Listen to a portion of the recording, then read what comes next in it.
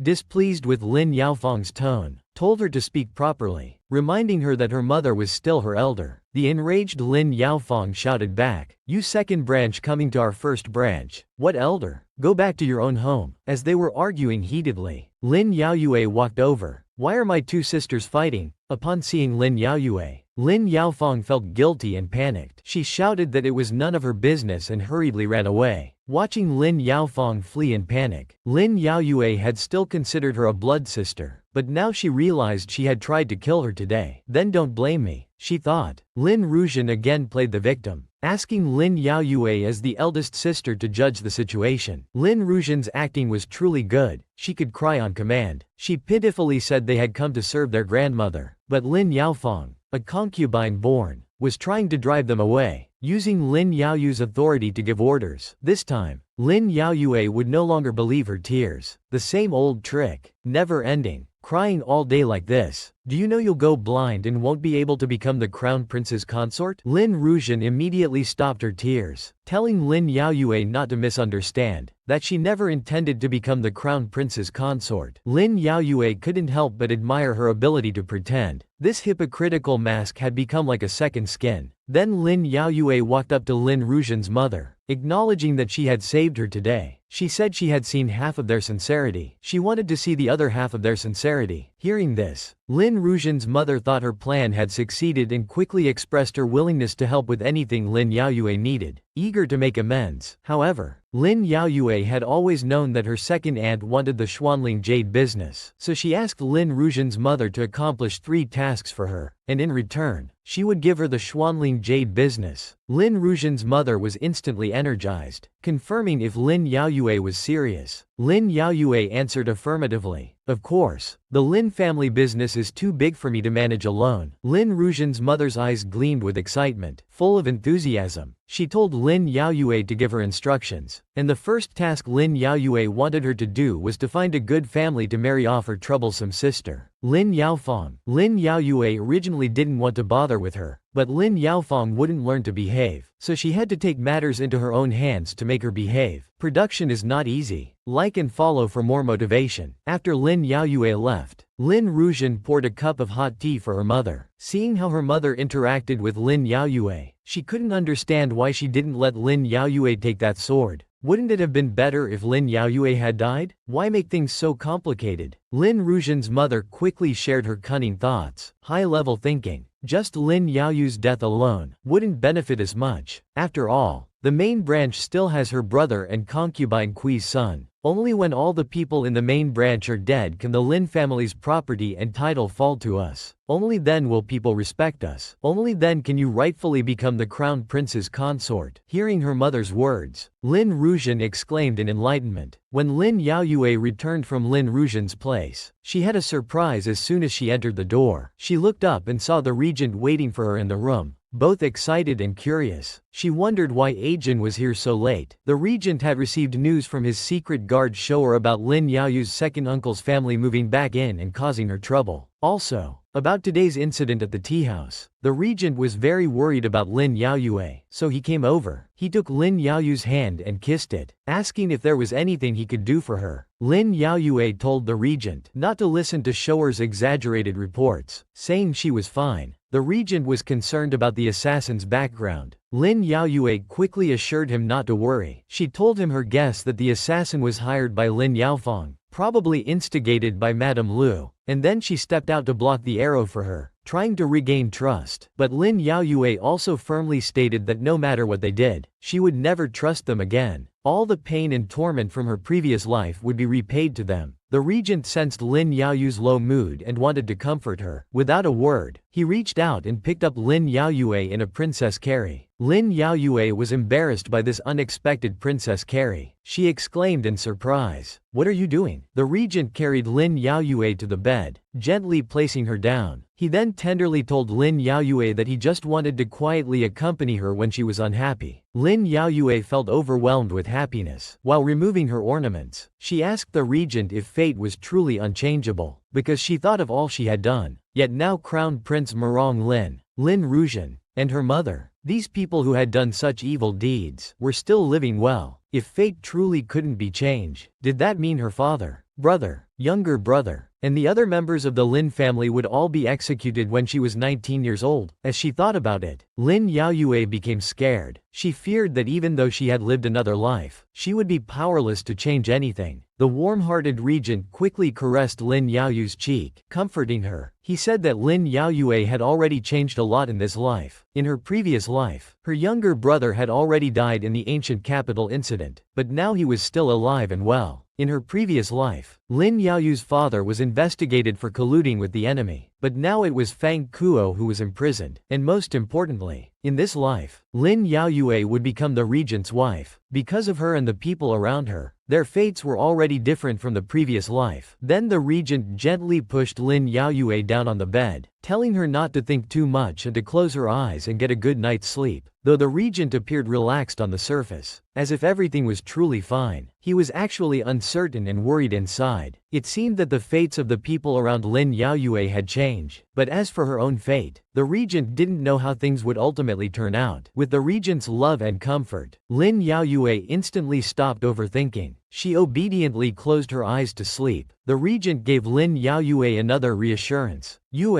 No matter what the outcome is this time, I will be by your side. You don't need to be afraid. Lin Yaoyue sweetly replied. With Ajin here, I'm not afraid. In her heart, she also issued a challenge to Lin Rujian's family. Bring on whatever schemes and tricks you have. Since fate has already changed, the ending is undetermined. I won't be afraid of you. Production is not easy. Like and follow for more motivation. Half a month later, early in the morning, Lin Yaofeng was the first to greet her grandmother. The old grandmother quickly asked about her second aunt's injury. Lin Yaofeng was still blaming Lin Rujian's mother for blocking that sword for Lin Yaoyue. Otherwise, Lin Yaoyue would have already been dead. She didn't care about her injury at all. As she was speaking, she unexpectedly saw Lin Yaoyue and Lin Rujian coming together to greet the old grandmother. Lin Yaofeng quickly mocked them secretly. How rare for you two to come greet together. It seems the life-saving grace has indeed improved your relationship quite a bit. The reason Lin Yaoyue did this was to make them fight among themselves and be suspicious of each other. So she smiled and responded generously. Of course, second aunt risked her life to save me. How could I not be grateful? Seeing Lin Yaoyue speak this way, Lin Yaofeng, who was originally smirking, now hated it immensely. She secretly cursed Lin Rujian's mother for taking the wrong medicine. The old grandmother's expression was also very unpleasant. She was also suspicious, wondering if Madame Lu had truly sided with Lin Yaoyue. Lin Yaoyue was very pleased seeing their expressions. This was exactly the effect she wanted. At this moment, a maid came to report to the old grandmother that matchmaker Chen was requesting an audience. The old grandmother looked confused. What was a matchmaker coming for? Lin Yaoyue told her to let her in, saying, a matchmaker's visit must be to discuss a marriage for one of the younger sisters. As soon as matchmaker Chen entered, she was all smiles. She quickly greeted the old madam and the three young ladies. The old grandmother, still confused, hurriedly asked matchmaker Chen who had called her here. Matchmaker Chen replied with a smile that it was Madame Lu, saying she wanted to find a good family to marry off the second young lady. She had just put out the word, and already several families' young masters had come to propose. Lin Yaoyue took the opportunity to add fuel to the fire, also stirring up things between her grandmother and second aunt, mentioning that Fanger was of age, and should also find a suitable family to marry into. Even when seriously injured, she didn't forget about Fanger's marriage. She truly loved Fanger from the bottom of her heart. The matchmaker also quickly smiled and agreed. Yes, yes. Lin Rujian stood by, not daring to make a sound. It was clearly Lin Yaoyu's idea, yet she pushed it all onto her mother. How poisonous. But the more interesting part was yet to come. Lin Yaoyue directly asked the matchmaker to talk about what kind of families were proposing. The matchmaker excitedly held up 3 fingers, indicating there were 3 families proposing. One was the son of the Zhou family, one was the son of the restaurant owner Wang, and another was the son of the pawn shop owner Xu. The old grandmother quickly interrupted, dissatisfied. How come they're all merchant families? Since ancient times, it's been farmers, workers, then merchants. Merchants are the lowest. How can the daughter of the Grand Chancellor's family be married to a merchant? The matchmaker responded with a smile. Old madam, you're right. The Chancellor's daughter indeed isn't a match for a merchant family, but that refers to the eldest daughter. Miss Yu would surely seek a match from a royal or noble family. As for the second young lady, she's not only illegitimate, but her birth mother is also an exiled criminal. Her maternal family, the Fang family, was even executed for colluding with the enemy and betraying the country. With such a sinful background, which official family would dare to get involved? Only merchants, considering Chancellor Lin's status, would dare to marry her. Upon hearing this, Lin Yaofeng instantly flew into a rage, shouting that the matchmaker was talking nonsense, that her maternal grandfather Fang Kuo was wrongly accused. The matchmaker, treating people differently based on their status, replied impatiently, whether it's wrongful or not, I don't know. What's important is that the second young lady's value now is only worth this much. Otherwise, she'll only have the option of becoming a nun. Lin Rujian stood by, covering her mouth and secretly laughing, taking pleasure in Lin Yaofeng's misfortune. This Lin Yaofeng was usually so arrogant and domineering. Who would have thought she'd end up like this today? It wasn't just Lin Yaofeng who was angry. The old grandmother, also from the Fang family, was naturally furious too. She pointed at the matchmaker and scolded, "My granddaughter will never marry a merchant. Get out of here." The matchmaker, having received instructions, was here to cause trouble for them. Before leaving, she dropped one last line. "Then the second young lady can just wait to become a nun." Lin Yaoyue escorted the matchmaker out, outwardly apologizing for her sister's rudeness and asking for understanding, but actually wanting her to continue arranging. This marriage matter wasn't over yet. The matchmaker understood immediately, assuring Lin Yaoyue that she would definitely handle this matter according to her wishes. In the room, the old grandmother was furious, questioning Lin Ruijin about what her mother's intentions were. Lin Ruijin didn't dare offend this big tree providing shade. She played innocent, quickly distancing herself, saying this wasn't her mother's fault, that it was Lin Yaoyue who wanted to marry off Lin Yaofeng. Her mother just helped spread the word. Lin Yaofeng was still arrogant and domineering. Relying on the old grandmother's support, she pointed at Lin Ruijin and scolded, "You don't listen to grandmother's words, but now you listen to Lin Yaoyue. What exactly are you trying to do?" Lin Ruijin still maintained that innocent look, stating they didn't want to do anything. It was just that they had to bow their heads while under someone else's roof. She was also very helpless in her heart. If they didn't want the Fang family to fail, and Lin Yaoyue was in charge and wouldn't listen to her, how could they stay? Moreover, Lin Yaoyue had promised to give them a way out. Lin Yuang could only obediently follow orders. By Lin Yaoyu's side, the clever maid Ningxiang had been listening the whole time. After eavesdropping, she quickly came to report to young Miss Lin Yaoyue. As you predicted, they indeed started fighting among themselves like dogs. Lin Yaoyue then instructed Ningxiang to find an opportunity to let the old grandmother hear about how she had promised the Xuanling Yuhang to Madame Lu, making the old grandmother believe that Madame Lu had betrayed her for Yuhang's sake. In the past, Lin Yaoyue had always been on the defensive, thinking that if she was just careful enough, she could avoid repeating the same mistakes. She didn't expect them to actually hire someone to assassinate her. Now she could only take the initiative to strike first. Production is not easy. Like and follow for more motivation. The next day, 7 or 8 matchmakers came to the Zhenghe general's mansion, chattering at the door. These were all here to propose marriage for Lin Yaofeng.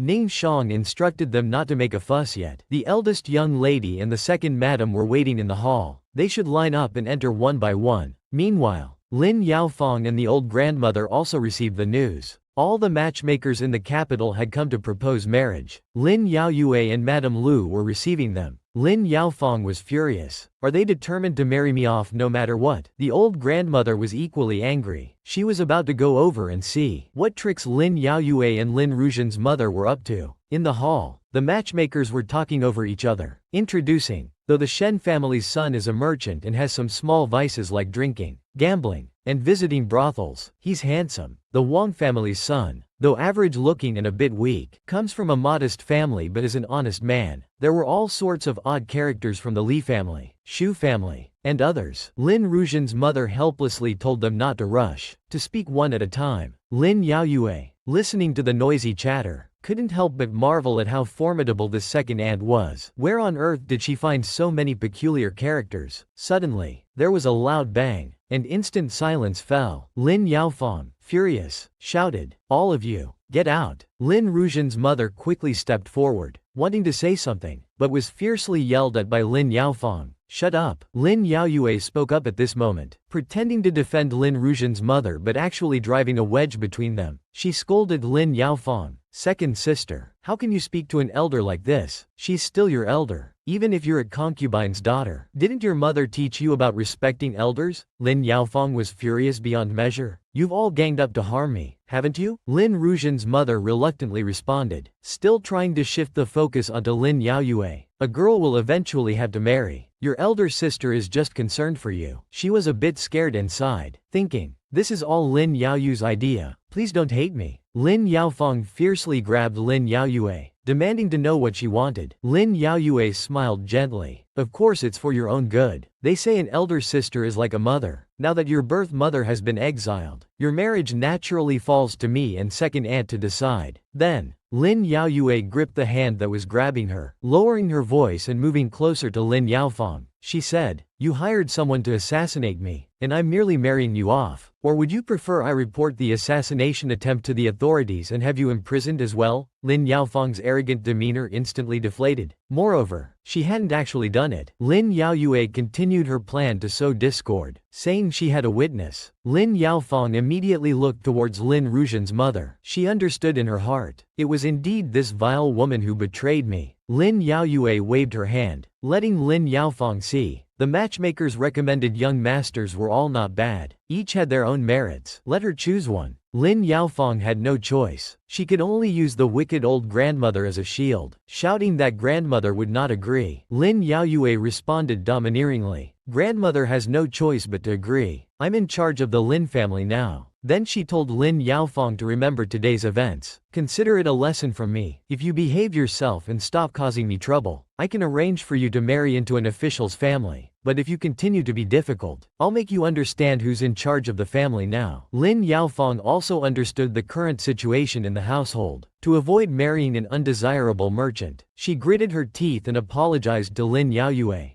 Big sister, I was wrong. Afterwards, Lin Yaofeng ran to the wicked old grandmother, crying about how Lin Yaoyue and Madame Lu were bullying her together. She asked the wicked old grandmother to stand up for her. The wicked old grandmother was also puzzled. What was going on with this Madame Lu? Why had she suddenly sided with Lin Yaoyue? Just as she was wondering, her maid came to inform her of news she had overheard in the courtyard. She heard Ningxiang telling others that the eldest young miss had promised the second madam to let her manage Xuanling Yuhang. Upon hearing this, the wicked old grandmother instantly understood why Madame Lu had suddenly started helping Lin Yaoyue. Lin Yaofeng thought about how they were now working together, wondering what they should do. Lin Yaoyue was in the garden, playing with a small bird. Suddenly hearing someone call her, she looked up to see it was the regent. Her face immediately lit up with a smile. Agent, you're here. The regent affectionately reached out and lightly tapped her nose. He had heard that her grandmother and Madame Lu were now at odds, and praised Lin Yaoyue for playing this divide and conquer game well. Lin Yaoyue squinted her eyes playfully and smiled. Thank you for the compliment, Regent. It's all thanks to your good teaching. She then inquired about her second uncle, whom the regent had been keeping an eye on, wanting to know who he had been in contact with recently. But ever since Lin Yaoyu's second uncle started working for her father, he had been diligently following her father and working, without contacting any suspicious individuals. Lin Yaoyue was puzzled. Had her second uncle truly reformed? She immediately rejected the idea. A leopard can't change its spots. She knew that her second uncle and Madame Lu's current behavior was just to make them let their guard down. She feared there might be an even more terrible plot brewing behind this. Recalling her previous life, Lin Rujian had once said that the evidence of her father's rebellion was given to the emperor by her second uncle, so she was even more convinced that everything before her eyes was false. There must be a big conspiracy. She was determined not to let things return to the path of her previous life. Production is not easy. Likes and follows give more motivation. The now powerful Lin Yaoyue finally had a few days of peace. Taking advantage of the blooming lotus flowers, she wrote invitations in high spirits. My home's lotus pond is just right. The boat and oars are ready. I wonder who would like to join me for a tour? Shi Xiang smiled and couldn't help but tease. Young miss, this is clearly for the regent. Why bother asking who wants to join? Lin Xiang flicked Shi Xiang's forehead with her finger. What do you know? This is the flirtation between the young miss and the prince. Lin Yaoyue was embarrassed by her two maids teasing. It's not flirtation. Isn't this how invitations are usually written? She then handed the invitation to Ningxiang, asking her to deliver it to the regent and inform him that she had something to discuss with him. At this moment, a maid came to report that Lin Yaoyu's father and second uncle had returned and were waiting for her. Lin Yaoyue was surprised. Wasn't her father supposed to be inspecting Jiangnan? Why had he suddenly returned? It turned out that the wicked old grandmother had written a family letter claiming her illness had relapsed, which is why Lin Yaoyu's father had rushed back. At this moment, Lin Yaofeng was complaining to her father. Lin Yaoyue was speechless about this grandmother, knowing that the emperor and crown prince Murong Lin were always watching for her father's mistakes. Yet for such a small matter, she made him abandon his post and return. She truly didn't care about this son at all. Meanwhile, Lin Yaofeng was wailing loudly, quickly complaining that Lin Yaoyue had bullied her and grandmother while he was away, begging him to stand up for them.